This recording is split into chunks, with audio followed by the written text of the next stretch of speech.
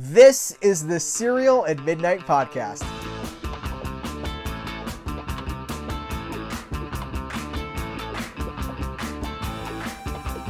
Hello and welcome to the Cereal at Midnight podcast. My name is Heath Holland, and this week I'm talking to Scott Ellison, a blues musician who has just released his 14th studio album, 0 to 60. It's on the Liberation Hall label, and Scott is an incredible storyteller. That's the thing that comes through in this interview. He is full of so much energy. He loves entertainment. He loves comedy, and so much of that comes through in his stories. He walks us through growing up in Tulsa and the Oklahoma area when the Beatles revolution and the Rolling Stones are starting to have a serious impact on the culture, how he discovered music, discovered the guitar, and then eventually moved to Hollywood. Guys, I don't want to bury the lead here. There's an incredible story about getting a DUI in Hollywood with Ray Liotta. That's right, getting a DUI with the future star of Goodfellas. This story is so good, I will probably isolate that and put it up as its own video on YouTube because it's an incredible story. And is incredibly well told too. So if you are a fan of music, if you are a fan of entertainment, if you are a fan of pop culture, this is an episode, this is a conversation you do not want to miss. So listen, without further ado, let's cut right to it. Mr. Scott Ellison. We're confessing the blues with Scott Ellison.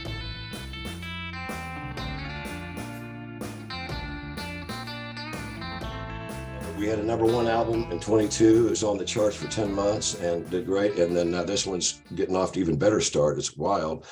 And so I've just been out.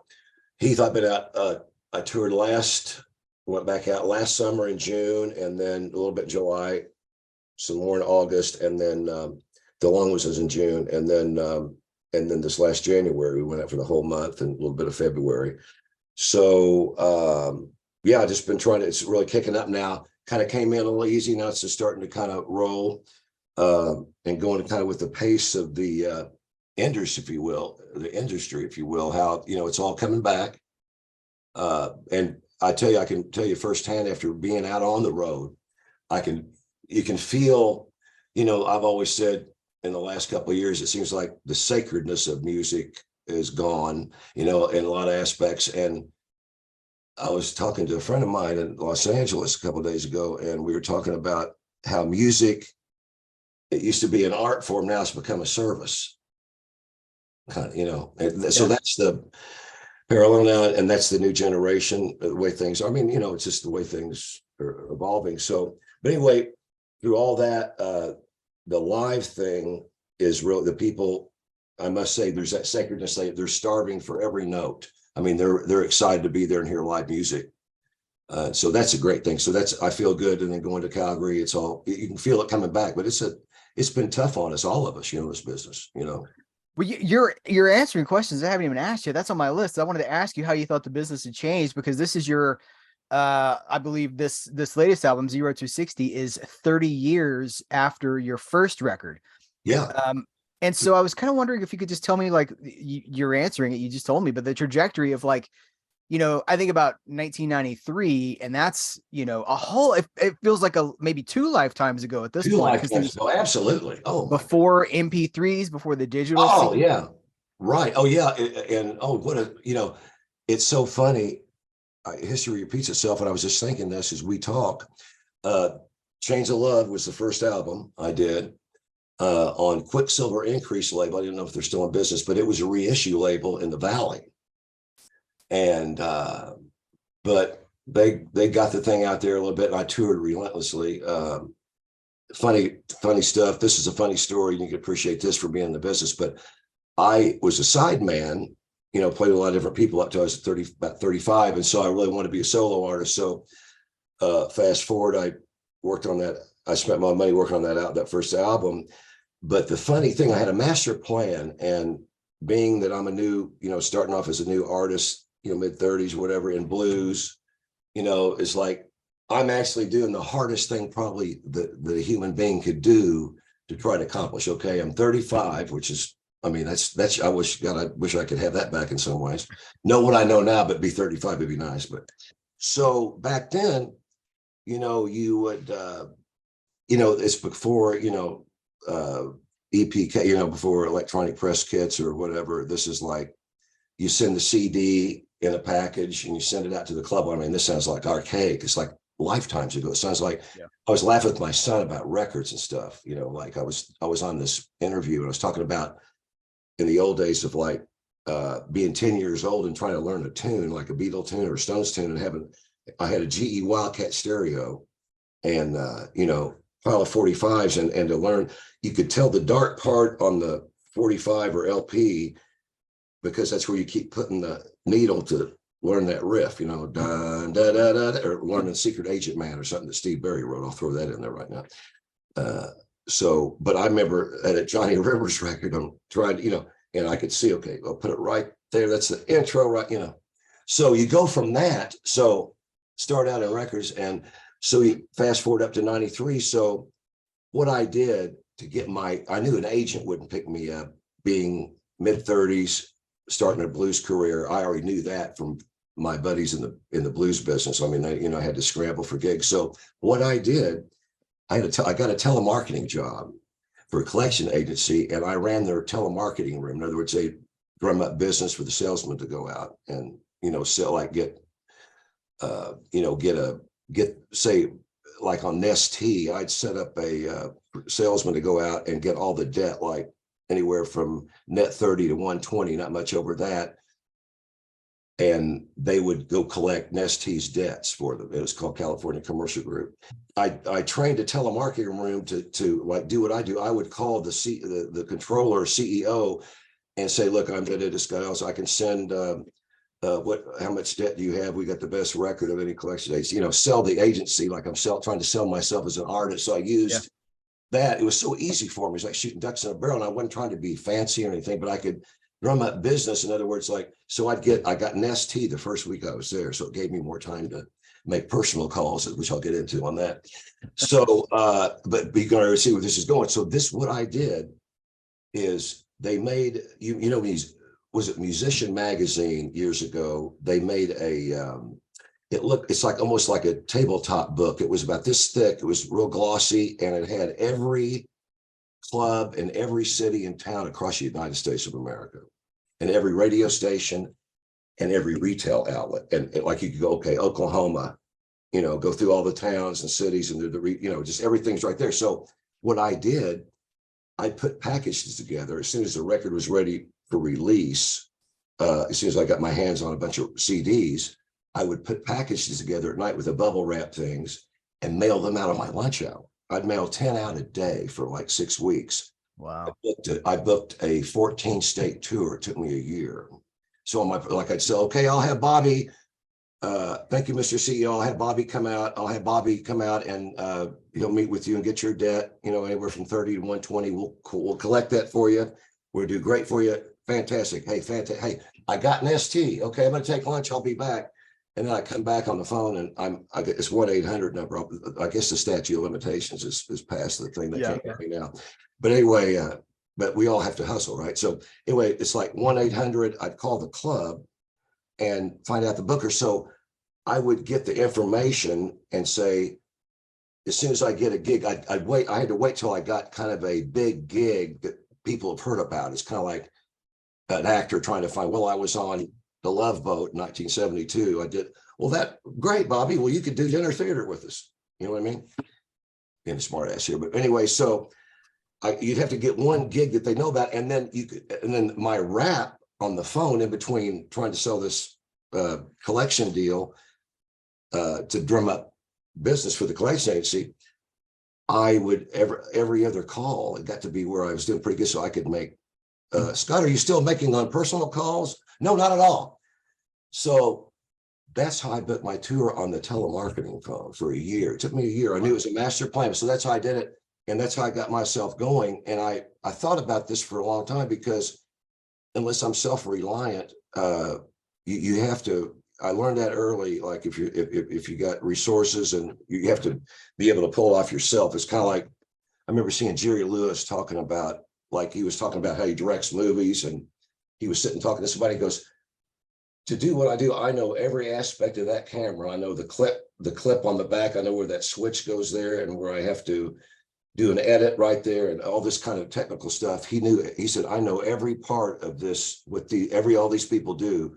I know every part of this business in here. I mean, it's like knowing the manual from A to Z. So anyway, I remember seeing that years ago as a kid, and I go, God, so it kind of got in there of like, you got to know everything basically. So that's how I got myself going. So to answer your question, Chains of Love, that's how I got going. And with that method of, that's like archaic now, but then I saw it go from the CD, which is a real big thing, and then it became lesser than, mm-hmm. And then up to 2000, it just evolved. Like, being 68, it's hard to say that, Heath. It's not easy for me to say that, those numbers there.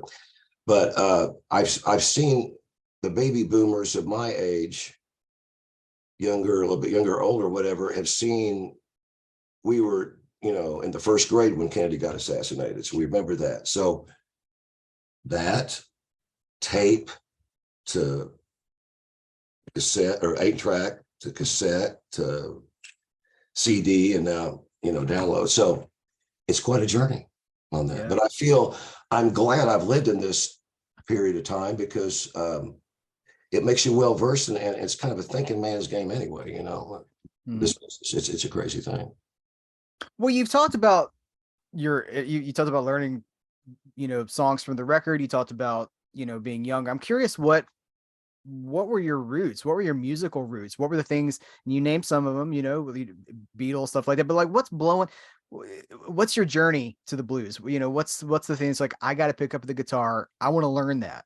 Right. Well, great question. And so my age, like, in 64, I was born in 54, and I'm a perfect case for being a bluesman now. It's perfect. It's working out good. But anyway, yeah, born in 50. So I was 10 when the Beatles hit on the Ed Sullivan Show. That changed everybody's life that's my age, a little bit younger, a little bit older. That blew me away. I knew right then I wanted to sing and, play guitar. What really got me into the other thing, when I saw the Stones on there, and when I saw the Stones playing, and as you know, Arnie had gotten all the licensing on all the Sullivan shows, all that stuff, his history. And so I was the Ed Sullivan Show. My mom and dad and I was his only child. We watched that, Ed Sullivan Show was every Sunday. That was like a big thing. So when the Stones came on, I go, the Beatles look, they looked so like, I want to do that, but that looks pretty difficult for some reason.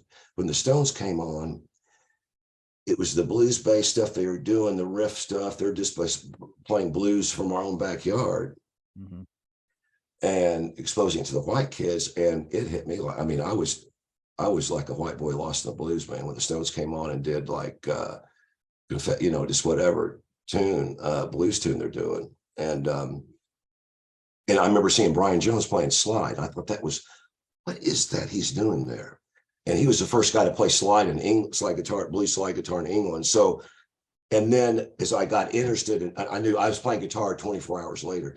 And I knew when I got the guitar in my hands, the guy that taught me couldn't read music, and he played by ear. He's an upright bass player by trade, but he could play guitar, knew chords, but he taught me just chords and how to figure stuff off of records. That's how I learned from him. He goes, okay, listen, okay, it's an E, right? And he just taught me the art form of like how to, real primitive way of teaching. So that's how I learned. And then I'm playing in my band, the Night Riders, at 12 years old for birthday parties. And 7th grade, we're playing, these little teen places and playing. Okay, hold on. I gotta interject here, because I got a question. So if you're learning to play from a record, the record's not always up to speed, right? It's not always spinning. You're not. Right. You got to match the note. You got to find where that is. You got to tune. What if they're not? What if they're in some weird tuning on the record too?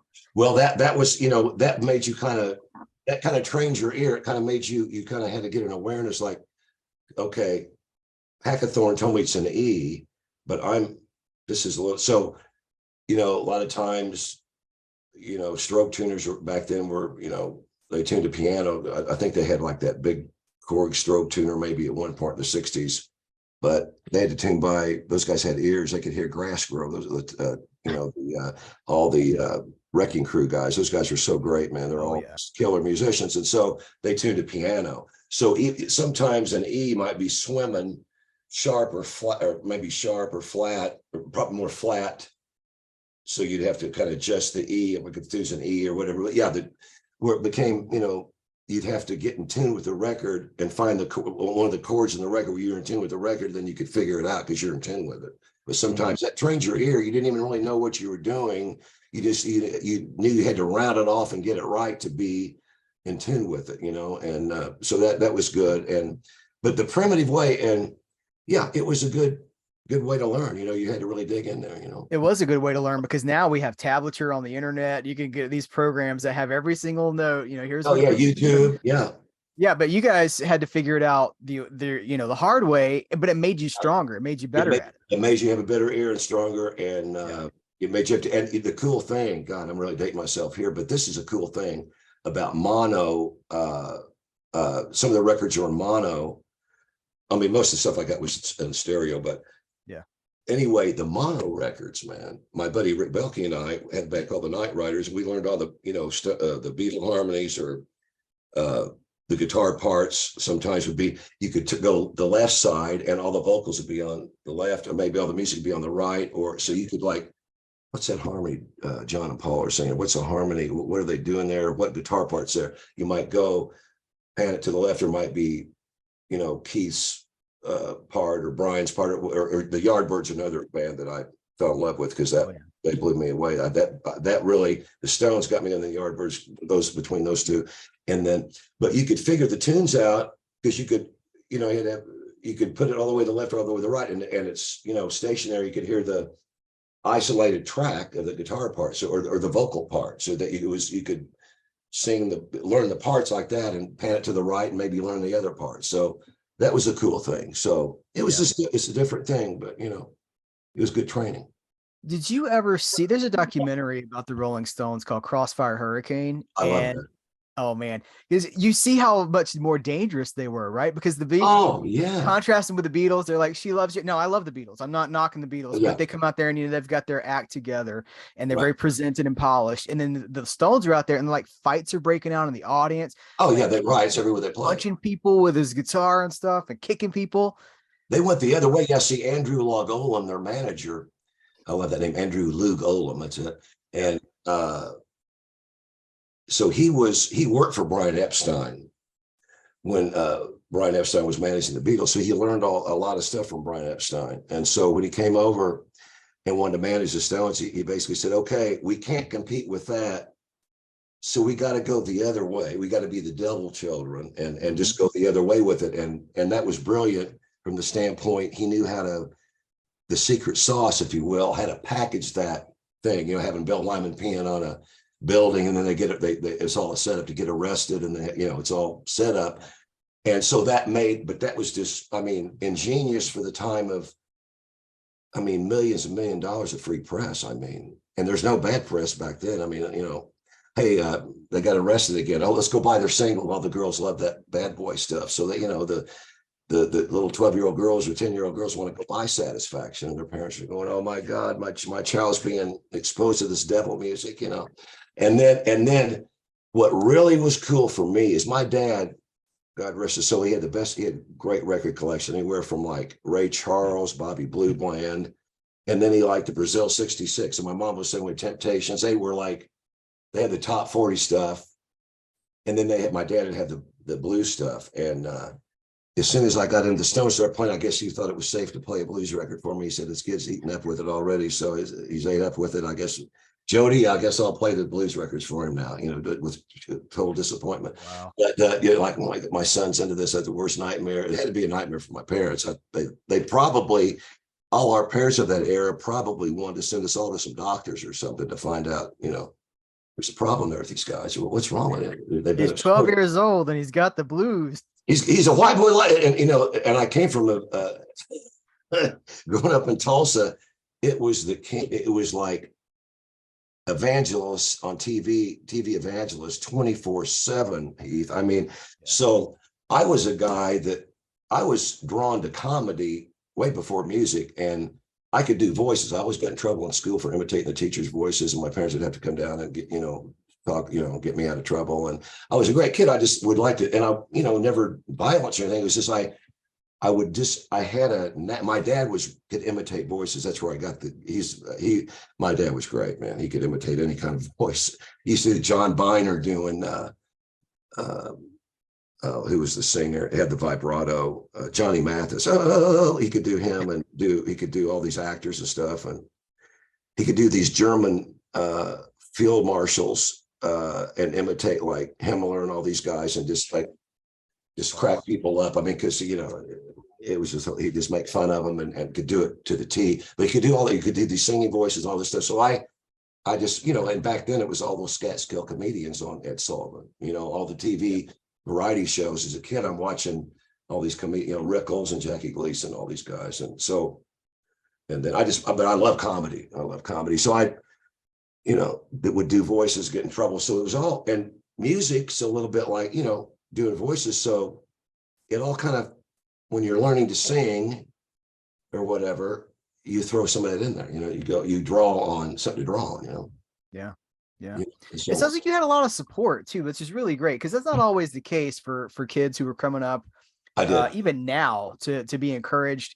I mean, look, now they're taking music programs out of schools. You got to fight to have music at school. So right. You had a lot of foundation. That sounds really supportive. Well, thanks. They were traumatized by it at the same time. I appreciate you saying that. They were 1 minute excited, then when they saw I was ate up with it, it had to be traumatizing for me. And like, again, I say they probably wanted, we're talking about my son's, he's lost in the blues. We need to find a doctor to send him to. I'm joking, but I had a friend that happened to, and he would, his parents, he was more obsessed than I was, and that's saying something. This guy was like, I played baseball through school. I love baseball. I played through high school. And so it was baseball, music. And so analogy wise, they run so parallel in the professional isms of the whole deal, because, you pay your dues. Okay, you're playing in Class A ball for $500 a month, and you're riding on a diesel bus that's about to break down, and you're playing in some little small town in Laredo, Texas or something, and then maybe you better start hitting or you're going to get cut. And then you start hitting and maybe move up to, you got picked up for the next year. You got to spend another year in A ball. But it's the same. It's just like, I've had friends that went through the minor league baseball system. And so as I played through school, it's such a parallel of like, it makes the parallel runs, they make no sense. How one guy gets there, the other guy doesn't. It's just like, it's showbiz. Yeah. It's a skill. You got to be able to be a little bit better fielder. You got to be able to hit the ball 500 feet. You got to be able to run like a deer. No problem. So, but you got to be in, and to make it in the business. It's a funny thing. Somebody was telling me, I was 68 when I had my first #1 blues album. This is my 14th. 060 is my 14th. Something About the Night's my 13th. And I've had people say, God, what took you so long, man? What, you've been doing this? What was the deal? Your first album get 93. I said, well, man, I just had to serve a long 45-year apprenticeship, I guess. It's a long apprenticeship, but hey. Overnight success. Yes, right. So I just do these apprenticeship thing because I know what else to say. It's true. It's like, I've had, and I've done some big things in all these years, but the consistency of getting with Michael Price, who I wrote most of the songs with on Something About the Night record, and Steve Barry, those guys are another level and of talent. And Steve and I produced the records, and Lou Castro and I produced the first one. Steve and I produced the second one. But Michael and I wrote most of the tunes, and it's just the talent. These guys know what to do, and we just work great together. And Arnie, I mean, those guys are, they got the secret sauce. Those guys, Richard Foos and the Foos brothers and their whole history with Rhino, and then of course the Shout Factory, and then Arnie doing all what he's done in the business. So I'm really excited about being with those guys. I mean, I was a fan of Rhino, and I know you remember this. You probably, okay, this is 81, so you may be not even born yet, but I'm not old, but I'm younger than those guys. 1981, they had that hit with Belly Vera, At This Moment, on Rhino Records. And you remember the history on that. It was Facts of Life, I think was a show, and Michael J. Fox and his wife, in real life, they were dancing to the slow tune. That's right. Because at this moment, the record wasn't out. I think this is the history on it. So it might have been on an indie record or something. I think it might have been on an indie. So they polished it up or whatever. And so Rhino picked the thing up and went to #1. Billy Vera had written some tunes for other people, but he was on Johnny Carson, I remember. And I love that tune. And I was a fan of Rhino Records anyway from before that, because all the cool stuff they would do. Yeah.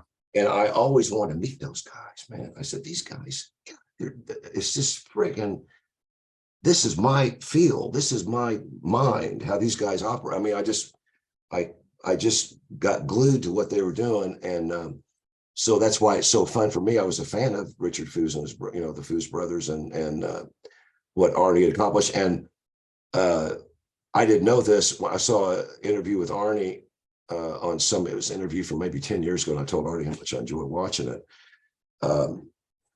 It's before I signed with him, but he was talking about how he ran through rain, snow, hurricanes, all kinds of nightmare weather conditions, to push those Still the One for Orleans, that big hit, Still the One.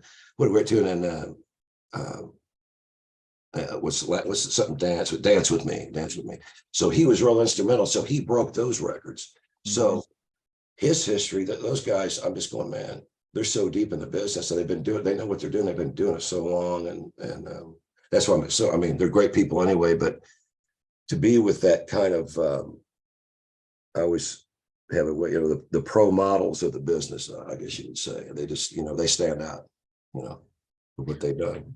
You've worked with a lot of pros. One of the things I'm kind of interested in hearing a little bit about is your session days when you hitched out to, you didn't hitch, but when you headed out to Los Angeles. I did the Grapes of Wrath. I did the Grapes of Wrath out there. Yeah. And it's funny, you'll love this. My dad, he had a brother, Jock, and my dad's real father, biological father, was Jock, and he was a hustler, salesman, hustler, kind of a vagabond guy. And so in 1939, my dad was 10. He was born in 29, so he'd been 10, and Jock, his brother, would have been 15, his older brother, and my grandmother, Mary.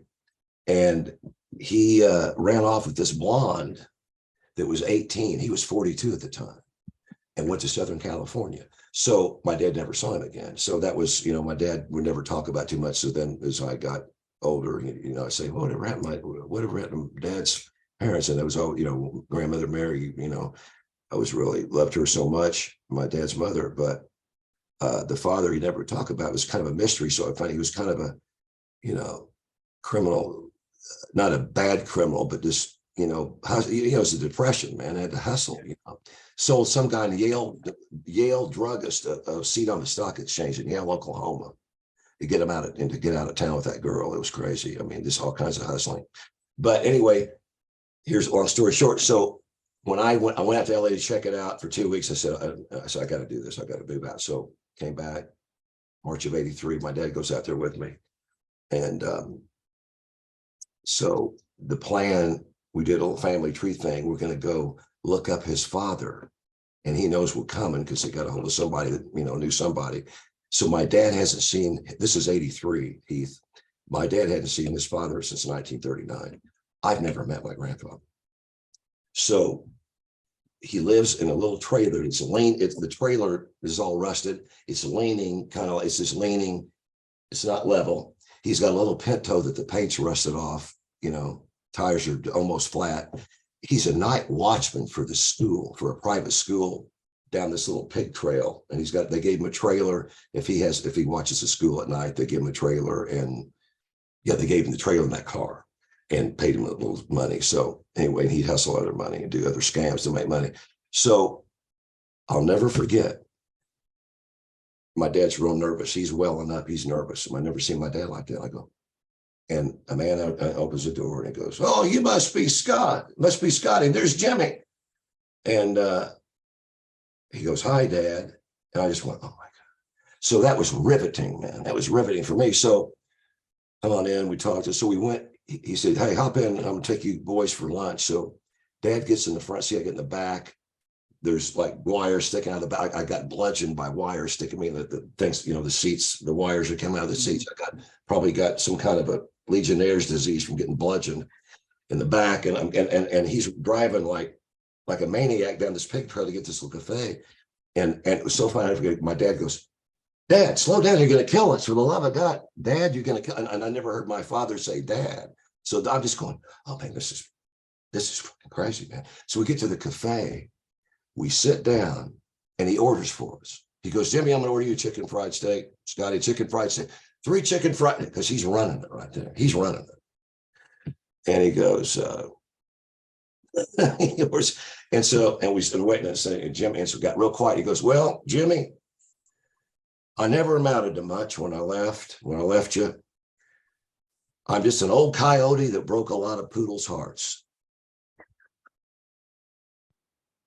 And I'm sitting there just like, I look like the RCA dog, just going, that RCA dog logo on the RCA records. Oh, yeah. So anyway, but what a trip. But I mean, that was such a heavy thing because that was California. So that's the DNA history lesson that I'm processed.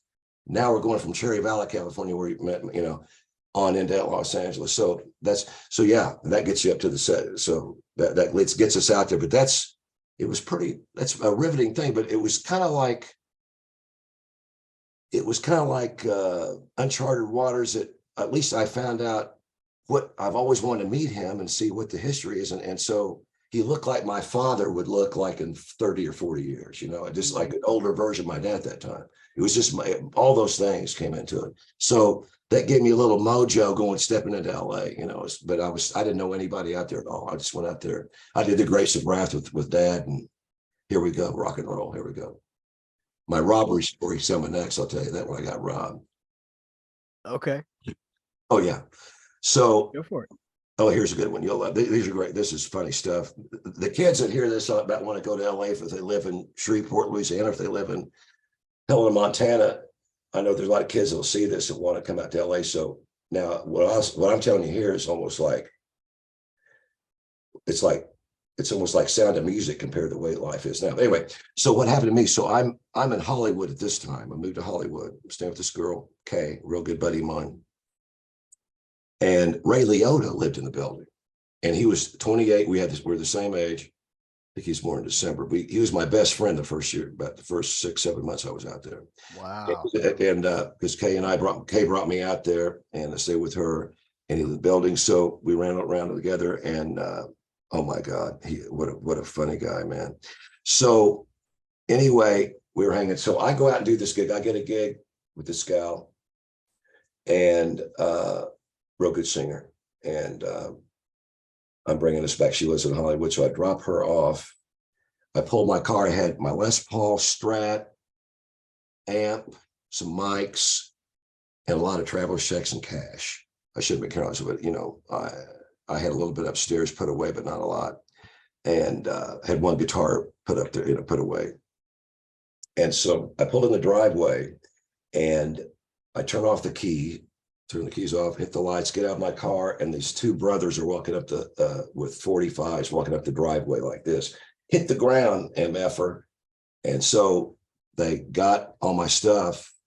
The guy backed his car in. I heard him pull stuff out of my car, threw it in there. And so the guy holds a gun at my head, and the guy said, "Cap him, let's go, come on." And he's pushing the gun like he's kind of wiggling the gun. I said, "Man," I hadn't even seen the beach yet. I just got here, man. Give me a break. Something like that. It was just kind of like, I knew I was going to get my brains blown out. So at the last resort, I would have accepted death because I could almost see, I had an out-of-body experience. That really happened. So I could see it from above. I could really see it for about a split second, and then it was over. So he didn't obviously pull the trigger. Like if the car speed away, for whatever reason, he didn't pull the trigger.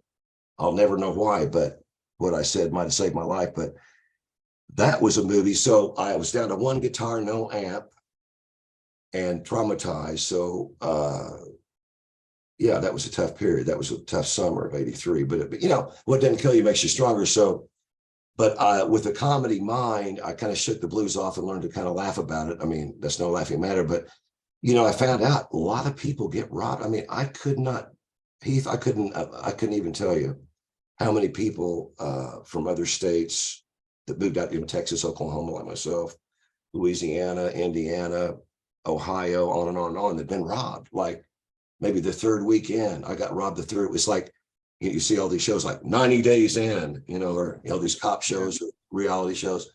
Scott's 3 weeks in, robbery, so anyway, that was a movie there. But anyway, Liotta was a lot of fun. Here's the funny, now that was a bummer there, but here's the funny one. So I got a DUI, I got my one and only DUI with Ray Liotta. And we've been up in Hollywood Hills, you can imagine, just partying. Oh my God. And it was insane. I mean, just insane. I won't go into details because I don't want to offend anybody, but I don't want to make myself look bad, but I'll let you know that is the most fun I've ever had in my life. I will say that most fun I've ever had in my life. And that's all I still can't believe it happened with Ray Liotta. And I'm just going to imagine. So he was done some movies, and it was before, a couple of years before Field of Dreams with Costner. That's what really broke him. He'd done some other things. He always played a crazy guy, which he could do that better than anybody. He was just a great actor. And so anyway, we'd been drinking up in this thing. So we got a little too drunk, and I was driving, and it was raining. And so we had to make a run out to Venice. We're in Hollywood Hills. So we went out to Venice, on our way to Venice, to make a stop out there. And it was raining. I had no business in a car, even sober, but let's drive. I mean, I was hammered, just blind. I was blind, literally blind. And so we're out on the, splits out, LA, where you split off and go, hit to the beach. And then we're right almost at the Bundy exit, which we weren't, had to go to Venice. We're right around the Bundy exit. I see the party lights behind me. I'm going, oh my God. And so I was so hammered, and Ray started laughing, that crazy laugh of his, and goes, "Oh, Scotty, boy, what are we going to do? Oh my God, Scotty, baby. Oh, you're never going to talk your way." You're just like, "You're never going to talk your way out of this. I got to see this." He was laughing, And so he got me laughing. And so I'm sitting there. And so I pulled over, and the cop was pissed off because we comes up and goes, "Yeah, you're all over the road, man. Have you guys been doing any drugs? What else you got in there?" I said, "No, sir, no, sir." He said, "Have you been drinking? Are you drinking? Have you been drinking?" And Ray goes, "What are you buying?" And like that. And so I just looked at Ray, and Ray's going, it was like Strasbourg acting 101. I mean, it was the delivery. I felt like maybe I was in a movie. Nobody told me. It was a movie scene. The whole thing was a movie scene. My one and only movie that'll never be released, but I was in a movie with Ray Liotta, because this is a freaking movie. So he gets me out of the car. So I'm doing this, trying to do the thing, and, touch your nose. I'm going. And so I said, "Officer, let me start again. Let me get my mojo together. Hold on. Let me get my shoes." He said, and Leo's, "Scotty, come on, you can do that." That Liotta, there's like Goodfellas. "Come on, Scotty, come on." That Liotta thing. And so, I flunked the test. So, "Mr. Ellison, please put your hands behind me." So the cuffs go on. He puts me in the squad car. He's a rookie cop. He knows who Liotta is even then. He calls the Venice jail, and I don't know what went on, but some beautiful gal but it looked like Heather Lochner's sister. Ponytail, blonde, blinding, just freaking blinding. He's blinding. And pulls up there. So my joke was like, can you imagine how many female cops were fighting over themselves to have to go on that little paper there? So anyway, she pulls, they said, "Scott," it was Friday night, so it was a Monday. Anyway, he drives off and goes, "Scotty, call me. Because he would have, but we were so drunk. And then when the girl picked him up, I'd do the same thing. I would have bolted too. We were both drunk. And, so anyway, I got lucky for the fact that the paperwork took longer than expected. And before the thing was over, I had to go to court, and I got there. My public defender didn't show up. And I blew an 09. I blew a 0.9, which then was below the limit. But they're going to get me for reckless driving with alcohol or whatever. So I got there. My lawyer didn't show up, and there's this real high dollar attorney. He looked like,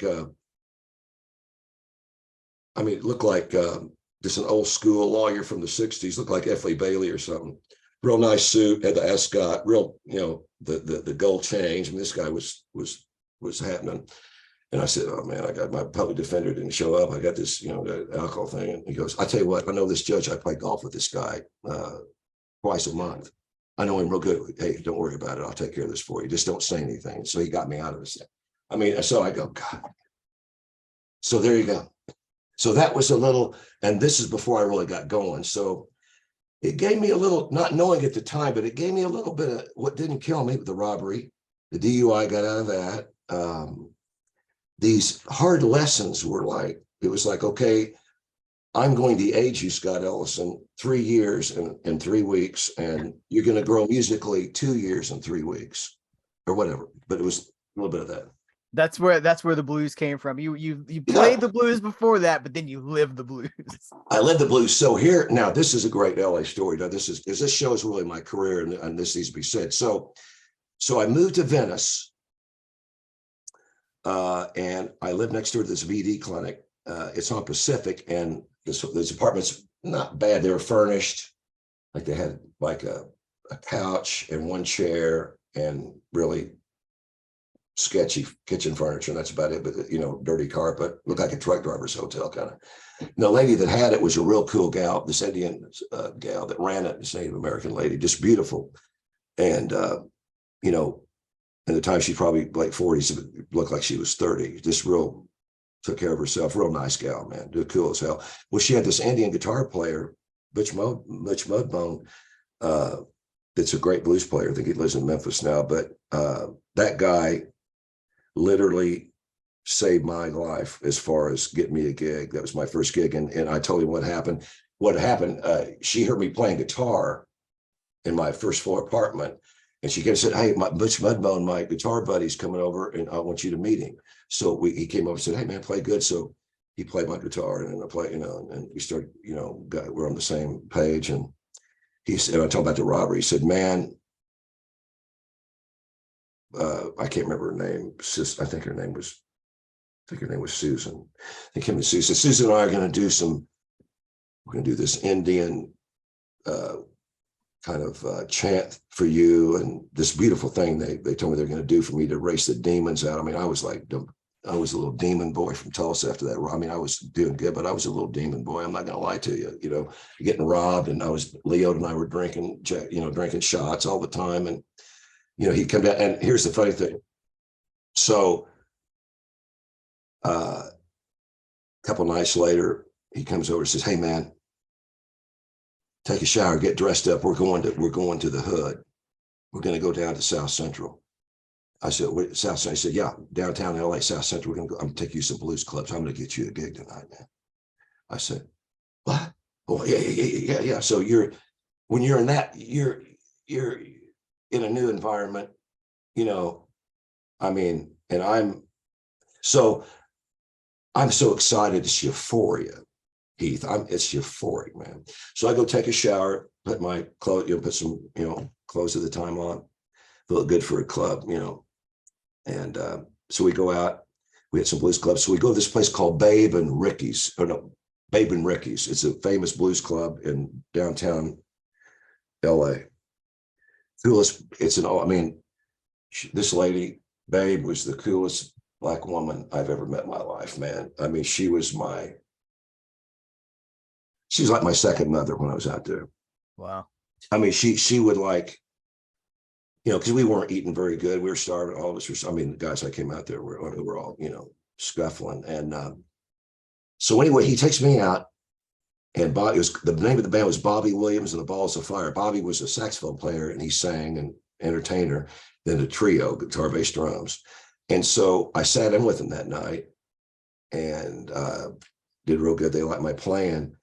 And it just happened to be the guitar player, and Butch knew this, I guess, but the guitar player was a heavy alcoholic, and he'd play real good the first show, and he'd just fall apart the rest of the night. He'd just be all over the place. So Bobby said, hey man, start next Friday. I'm going to fire this guy tonight. You're on, start next Friday. So anyway, I started this. So I did that for like 6 months, but going down. So Jimmy Karstein, I'll fast forward, is my friend from Tulsa. He played with on that Rainbow album with Clapton, and that Rainbow album, the comeback album in '73 with Eric. He played on J.J. Cale's albums. He's from Tulsa. He played in Gary Lewis and the Playboys. And he was a really big pro. He was a real big hero of mine. And so we played together in Tulsa a little bit. So I was real excited to call him. And I was real proud of myself. And I was going, I can't wait. I was telling Butch, I can't wait to call Karstein. I gave him all this thing about Karstein. Karstein is one of those guys who'll show up anywhere. If he's not doing anything, he'll show up at the seediest club that you could ever play, and he'll be there for you, right? Well, here's where the funny thing comes. I go, Jimmy, I got my first gig. I'm playing at Babe and Ricky's and on South Central in LA. You got to come down. I start tonight, man. It's like Friday or Thursday. I start tomorrow night. I just hear silence. He goes, oh God, Scotty, oh my God. Are you kidding me? Are you effing kidding me? What do you mean? He said, Scotty, you'll get killed down there. It's the ghetto, man. He said, you'll get knifed and shot down there. What are you doing, man? Who got that gig for you? I said, does that mean you're not coming down? So anyway, it was pretty crazy, but I was fearless and I wanted to play so bad. And these guys are the real deal. I mean, all of them had played with Bobby Bland in the '60s. I mean, these guys were pretty heavy drinkers, but they all were on all the early records with, Bobby Bland on those federal label back in Houston. I mean, some of those, they were on all that. They were just played the blues. I learned so much from those guys, and learned how to play quiet real good, because I'd always played a little too loud before that, and they played pretty solid. And I learned how to play real quiet with the dynamics and intensity at a low volume, and that's what I really had to be a better musician to learn that. And I learned that from those guys, but what an experience. But oh my God, man. That's amazing. It sounds like, what doesn't kill you makes you stronger. That's the right so far. Right. And I couldn't get the guys, I couldn't get down there to see me. They're scared to death. Come down. They were worried about me. I think they called my parents, worried about me, said, you got to get him out. You got to call Scott. I mean, that was like, we gotta get Scott. He's down and playing with those guys. So anyway, it was a great experience. And but I look on it, and that was God's way of saying, okay, man, I got to toughen your ass up. You're out of Tulsa. You're going in the big city here with all these. It's going to be some goons out here, man. We're going to have to. It's like going in the army or something. It's like, so I got a 4-year degree. I got a BA in psychology. I promised my parents I'd go to college. So, that's a whole other thing. I went to master's school one day and then went for an audition in Nashville. I that was my history. So music, that was my music school. So in that short period of time, I grew like, okay, let's say the first 6 months I was out there, I grew 5 years in maturity, and probably 3 years to 5 years in musicianship in those 6 months. So that didn't kill me.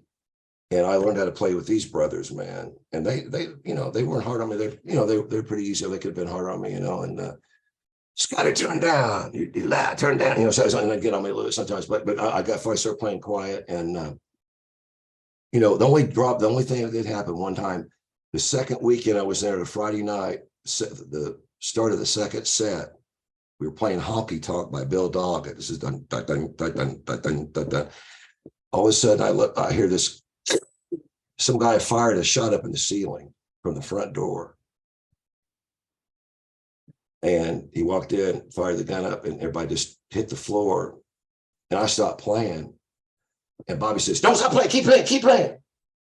So I learned right there, you never, in a ghetto club, in a blues, in a ghetto club, in any kind of black club, or really any blues club, I learned from Bobby, you don't stop playing. If somebody fires 2 shots, 3 shots, you keep playing. It's just for whatever reason, you're not gonna, they know. So I jumped back and I was going, my heart's just going, beep, beep, beep, beep. It was like beating faster than the tempo of the tune, So I got to, but there you go. So that's the dynamic that got me. That was my Fort Benning parachute training or whatever, right? For that. Yeah, I would say blues boot camp as well. Yeah, blues. There you go. Excellent. Blues boot camp. There's so many directions I want to go here. I know you tour a ton, and at one point you were touring like 200 dates a year. Yeah, I did. You're right. What is the craziest experience that you ever had while you were playing, or is there something that tops even that? As far as any kind of loaded weapon on a gig, yes, that was, and my ears rang for, I thought it damaged my hearing. My ears rang for like a week. My hearing it really messed my hearing up. Could you even play? Could you even, I mean, I know you're supposed to, but did you know? I was on automatic pilot and shock because I didn't know if he was going to fire one into my Gibson 335 or fire another. Did he walk back out? Like, what's the resolution of the story? Yeah. He kind of walked around the club and nobody, and I didn't look over there at him. I just kept going, and so it's all over. I found out after we got off the break, everybody's like, and it was over. His mother was drunk and lost her keys. So it morphed into somebody stole her keys. So her son was coming back and raising hell. So anyway, I got out of that one. But yeah, just, when I moved back to LA in 93, September of 93, and got married in September. I knew this girl, Darcy, from years gone by, as just friends. And then she came to my Tulsa show when I was on tour for my Change the Love album in August of 93. So we hit it off and rang up about a $9 million phone bill from LA to Tulsa after the tour's over. So I moved back, flew her out. We did the Grace of Breath back to Tulsa, then got married. And then in 94, we got married. And then 96, my son Taylor was born, August 26, 96. So that was the greatest day of my life there. But so up to then, I still toured that much for a long time, doing a lot of dates. And it's like anything else, all the older guys that started all this stuff. And, it's like, do what you do so well. You have such a great voice and you do such a great show, and, practice makes perfect. It's like, for me, gigs are just like, the way I look at it, the parallel with, like, I was saying earlier about baseball and music. It's like, you can never play enough games and you can never play enough gigs, and I just keep growing. I mean, I never am satisfied with always want to keep. I think the last night was the best I played this song, because your tunes keep evolving, as you play them, you record them and get them, so it's just nice to see. And plus, like, after serving this 48-year apprenticeship, Heath, it's nice to finally get a little bit of action and feel consistency. Like, okay, now I've got my second hit record going. Yeah, and I'm with the best guys. I mean, these guys, like I say, I was fans of Rhino. And then, of course, I went to the Shot Factory, fans of those guys. And then I didn't know that. I knew Arnie a little bit about his history from his video history at Rhino and innovating things. But it's nice to be with people that have been heroes of yours. These guys, mm-hmm. I knew about them. So it's like, it's funny. And again, I remember 81, I didn't come out to LA to 83. So 81, I was watching Office in Tulsa. I remember like seeing Billy Vera do At This Moment on Carson. So freaking great live. And Rhino, I just like, so that had to be a cool moment for Rhino with Arnie. I need to ask him more, but I need to talk more. Let's call him right now. Just say, Arnie, what was that like, having that hit? We need to. Why are you calling me right now? Yeah, get me on TV. Can you get me on Fallon? No, but anyway, that was great. And so that's how far I go back watching those guys from the sidelines. So, fast forward, the tape is 22. We had Something About the Night. And so Steve Berry has known these guys. So it's a real good, they know the business so well. I mean, they know it. It's just, I learn from them. I learn a lot from them. Talk about the new record, because I want to make sure we hit that. It's a stripped down sound. It's kind of a it feels like a Roadhouse to me. That's what I wanted. I wanted to make it real bare bones, because I want to be able to do. I can do pretty much every one of those tunes live as a trio, because we tour as a trio, and I got to thinking, like, I've always liked other layers and stuff, and I'm kind of the guy. I love playing in a 3-piece format live and in the studio. But also, like, on certain things, maybe like on Chains of Love on the original one, on my first album as a title track of my first CD, and it was more produced. And then I kind of had a big production on Something About the Night. I did a remake of it, and the way that came out was it was in 204 that Change of Love was recorded, the one that's on Something About the Night. Mm-hmm. And that was Clapton's guys. It was the drummer, Jamie Oldecker, and Dick Sims from Clapton on organ playing on that. We cut that in my studio in Tulsa. And so I found it when I was making this album, Something About the Night. I go, the only mix I had, the only thing I had left from that session was a rough mix of the record, and just a 2-track mix. So I was able to send that to LA and clean it up, have the drummer Todd put Mary Jamie's part, kind of clean things up, and have Lou Castro did a great job on putting a bass part on, and then John Greathouse did a nice job, put a little B3 on there to kind of clean up. So it was able to get it presentable, and we cleaned it up and be able to put it on. And then Marcy Levy, we gave her the master. Lou gave her the master, and she sang some great vocals on there with me. So it really features her a lot on Change of Love. So, but that was fun to bring that around again, to be able to save that recording and be able to pay homage to my heroes that they were on. I'm so glad I had a recording of that. I mean, I knew when they were coming, I said, we got to get these guys to cut this one track. So it was like the trouble I went through to get everybody in the same room to cut that track at the time. I'm so glad I did, because it ended up on a record, so that was cool. So the new record, it's more stripped down. So I can really do pretty much everything on this record as a trio, even though there's some keyboards here and there, but it's like, I've arranged it where you're not going to really miss anything when you see us do as a trio. Because I play slide too a lot, and I got an organ pedal that I can get the organ things in there along, so I can kind of cover a lot of ground, so you're not going to really miss anything. But it's more of a Roadhouse thing. I'm glad you said Roadhouse. That's cool. I got a couple reviews that said Roadhouse. So that was kind of okay. Now I'm hitting the right thing. That's good. Well, that's what it feels like. It doesn't feel right to listen to it in the daytime. Like you have it's gonna be a nighttime thing. Yeah, it's a little more rough. I wanted a little more live sounding.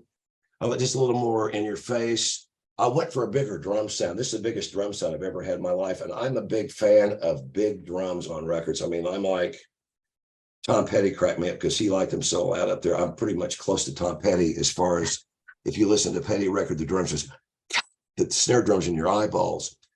But Glenn Frey had the thing, my buddy Steve Crane, who we still play together, he tours me on bass sometimes.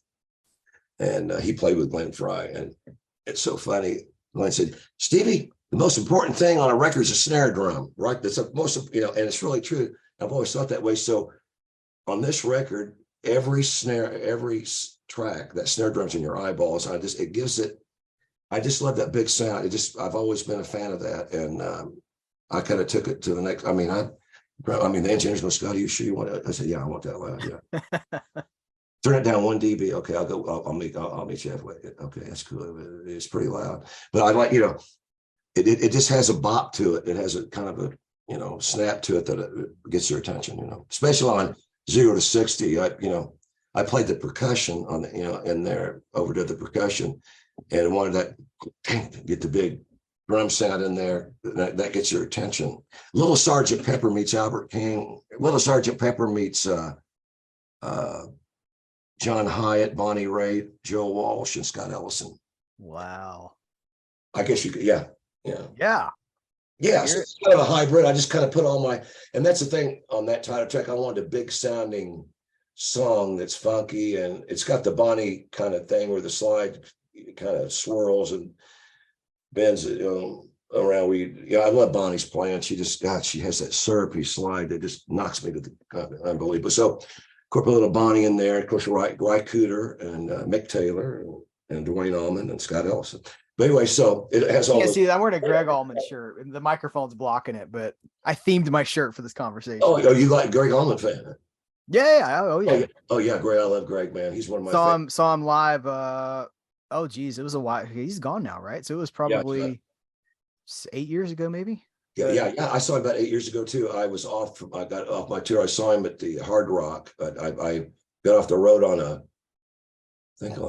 Thursday and saw him on a Friday, and he was hurting a little bit, but he was great. They came and did it. They had the band was great, instrumental. And he came out and did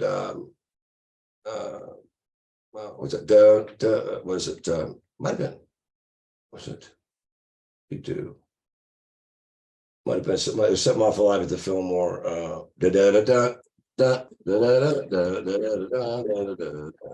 It's just great. I mean, Midnight was great.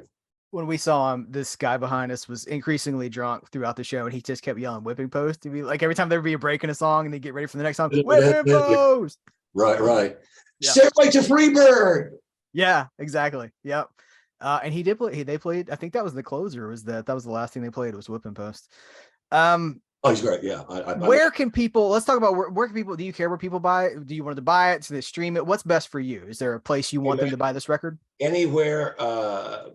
Yeah, order one. I like to see them order it from Liberation Hall as much as possible because those guys are my cats, man. I love those. But yeah, it's streaming, and I sell physical product on my live shows. I'll have when I go to Calgary. I'll have some CDs, but 0 to 60, I'm really excited about it from the standpoint of we got that kind of Freddie King influence thing. That's how I love my woman, and really had. I think this is to me, this is my favorite album. I probably said that about every album, but this one really has a special place because it's kind of really me now from the fact when I did Something About the Night, I hadn't been touring and playing the studio. So there's always studio things you play. I mean, I feel good about the playing on Something About the Night, but I feel a lot better about the playing on this because the improvement is such that I've been playing a lot of gigs when I'm cutting these tracks. So the mojo, you got you're stinging a little bit different. I just tell the difference. I mean, for myself, my own self-esteem, I think this is my best playing and right. I mean, as far as writing, as far as consistency from song 1 to 12, I think it's the best I've done with playing, writing, performing, whatever, So I think it's how I really wanted to do it. And I think about the next record would be a live one, I would think, but I don't have to worry about that for a while because I've been doing a lot of records. Well, I didn't know if we should talk about it, but I mean, it's only been like a year, 15 months since the last one came out. You actually, like 2 records in exactly 2 years. I finished, I'd never done that before, but the creative process was there so much from Michael. We just kept writing and just more tunes, and because like it was clicking so good. So, but yeah, it recorded 2 records in exactly 2 years span, and so they could, So it's and so I look at it like the schedule on it. So like I do like 2:11, Walking Through the Fire, 2:15, Elevator Man, 2:17, Good Morning Midnight, 2:20 during the pandemic released Skyline Drive, Something About the Night, 22, and then or 21 or 22, and then 0 to 60. So it's like that's a lot. There's a lot of product out there, so I'm good on product for what I think. Well, people can find your tour dates at your website, so ScottEllisonBand.com, right? Absolutely. Yeah. Go out and go out and catch some light. Are you going from 200 dates? There's not a lot of tour dates on the schedule right now. Are you going to slide back into that, or you kind of? Yeah. I'm glad you mentioned that. Like you can see, it's like we kind of crept it back slowly. Like we did a kind of a that warm-up tour in January. We beat the cold weather we got some pretty cold weather going up north. We escaped some really heinous weather. Yeah. But that was good for us to get our feet wet and play these tunes and play play the tunes and and then you can see from the schedule there are more dates are coming in. So we've kind of more selective, and it's a different culture now. Like and to answer your question, I'll be during the summer, June's going to be real busy. The spring, late spring, summer is going to be real busy through the summer, and then it's not going to be. I'm not going to do 200 dates again a year unless I'm leaving that open. We're doing as many dates as we can. I might. Yeah, I might. I feel great at 60. I mean, I love doing it. I love doing this. It's like I sometimes go, why do I love this stuff so much? Why do I still have a little kid in me about it. I really do. It's like I got to tell you, share this with you. We were coming back from we did this Arkansas gig last weekend in Mena, Arkansas, and we had it was a real good night. And this girl had filmed us on on the iPhone 14. Mine ran out of memory, so I couldn't use mine. So, because you want to have some, it's always good to hear it when you're driving and hear it back. And hey, man, they're playing this too fast, or whatever. It's always good that recording doesn't lie. So anyway, so we were so anxious. So we were driving. So I emailed the gal that had a little video on us, and so I was driving, I got the email that I said, "Oh, cool, now we hear what last night sounded like." And I was like real excited, like I was trying to figure out how to play One Way Out when I was like 14 or something. You know what I mean? Yeah. But I expressed to Matt, I said, "Hey, man, that shows you right there. I don't have to prove it to myself. I mean, I still had a little kid, which is pretty obvious to you guys." But he said, "Yeah, I do too, man. I can't wait to." So that's where you know that no matter how much you try to talk yourself, because at this age, sometimes you go, "God, how long?" And I love doing it. I never think about stopping unless something makes you have to stop, you, a health thing or something. But knock on wood. But I just love doing it, man. So I want to try to, the way the new culture is, it's coming back. I can, and like I said, the crowds aren't quite as big. Some places they are, some places not, but it makes up for it. The people that we play for are so anxious. They were just, they were starving. We were starving to play it. They were starving to hear it. So that's a good thing. So the new world we live in is it's squeezed tight. It's squeezed very tight, but there's a lot of, I think we're getting some of the sacredness back for the blues and the excitement to hear it. It's all different. It's all different as things change, but I think we're going to be okay. A lot of chicks with guitars are doing cool, doing great. A lot of pretty gals that play great. Joanna Connor's great. Allie Venable, I think she's great. Samantha Fisher, some great guys, and then got some great, good-looking girls that play great. And then got Zito and Albert out there doing their thing. The Blood Brothers deal. A lot of great young people out there doing real good, and makes me feel good. Being an older guy in the blues now, it makes me feel good for the future. So yeah, I'm very blessed, and I feel it's kind of like starting over again, really, which is cool. That's cool too. I mean, during the pandemic, I reinvented myself anyway. I got to be better and just use that time to make a record, be a better writer, singer, musician, and keep moving, keep getting better.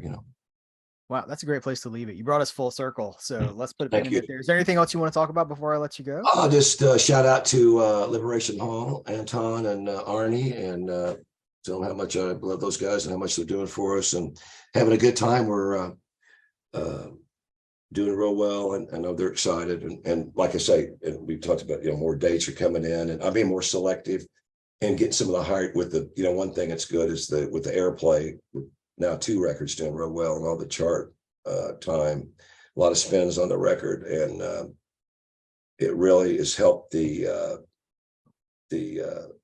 gig front on getting a little higher tier, moving up like the Jeffersons a little bit, moving on up, There you go. Yeah. as we go through this 48-year apprenticeship. There you go. Right. Well, I'll put links to everything in the description of this episode so people they don't have to go hunt for anything. They just Absolutely. click Really through enjoyed it. I mean, enjoyed it, Heath. Really enjoyed it, buddy. Well, there you have it. That was an incredible conversation for me. I was looking. I had all these questions that I was going to ask. If I was going to get into what's your rig look like? What sort of pedals do you have in your effects board? Hey, what kind of, I was going to ask 200 dates a year. Who else does that? It's like Bob Dylan tours 200 dates a year. I wanted to ask about life on the road, but our hour really just flew by. And when you get stories like the DUI with Ray Liotta story, the shooting in the blues club story, I mean, you just what an incredible storyteller this man is. And also what an incredible musician. So I mentioned all the websites and the albums. I put album covers here for the last couple of albums. There's something about the night and 0 to 60. But Scott Ellison Band is where you want to go. Band.com. ScottEllisonBand.com is where you can go check out the tour dates. Maybe he's coming to a town near you. If he is, you definitely want to go check him out. And if you do, you got to say, hey, I saw you on Serial at Midnight. That would be so cool. Could you imagine? That'd be so cool. So if you check him out and you saw this interview, you gotta tell him you saw him on Serial at Midnight. So I want to thank Scott for his time. I want to thank you guys for checking this episode out. Please remember to review this episode, to subscribe to this channel. If it's on YouTube, to subscribe to the podcast, wherever you get your podcasts. If you're watching this on YouTube, you know you can download this for your ears wherever you get your podcast. And if you're listening to it, you know there's a video version where you can see the conversation happening. Thank you so much. You can email the show cerealmidnite@gmail.com. Follow us on all of our social media platforms. Got another exciting conversation coming up for you in about 7 days. So stay tuned, guys. Thanks. Take care. Till next time, I will catch you later.